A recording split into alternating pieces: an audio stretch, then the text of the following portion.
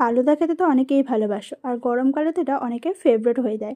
তো আজকে আমি তোমাদেরকে দেখাবো হোমমেড ফালুদা। এই ফালুদাটা আমি একটা মেলা থেকে কিনেছিলাম, যেটার দাম নিয়েছিল 150 টাকা। আর এটা হচ্ছে মিল্ক মিক্সের কোম্পানি। তো এর মধ্যে এতগুলো ফ্লেভার ছিল, বাট আমরা চয়েস করেছিলাম রোজ ফ্লেভারটা নেব।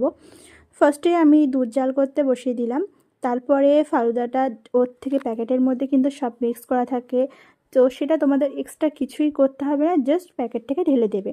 তো প্রথমে আমি দুধ নিয়েছিলাম 300 মিলিলিটার। তো তার জন্যে যতটা পরিমাণ তোমাদের দরকার ততটা পরিমাণেই মেশাবে। প্যাকেটের গায়ে সব রকম মেজারমেন্ট থাকে, তোমরা সেই হিসেবে স্টেপ বাই স্টেপ ফলো করে মেশাবে।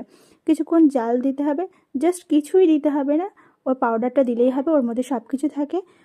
কিন্তু আমরা একটু মিষ্টি বেশি খেতে পছন্দ করি, তাই একটু সামান্য চিনি মিশিয়েছিলাম। তোমরা চাইলে চিনি মেশাতে পারো বা টেস্ট করে দেখতে পারো, যদি মনে হয় না ঠিক আছে তো কিছু মেশানোর দরকার নেই। কিছুক্ষণ জাল করে নিতে হবে, ব্যাস। আর হ্যাঁ, ক্রিম দুধ নিতে হবে কিন্তু, তাহলেই ভালো লাগবে খেতে। ভালো করে জাল করে নেওয়ার পর তোমরা ফ্রিজে দেবে। ফ্রিজে দেওয়ার পর ঠান্ডা হয়ে গেলে তারপরে তোমরা সার্ভ করবে। আর দেখো কত সুন্দর টেক্সচার হয়েছে। যাদের পিঙ্ক কালার পছন্দ তারা কিন্তু অবশ্যই কমেন্ট লাইক অবশ্যই করবে।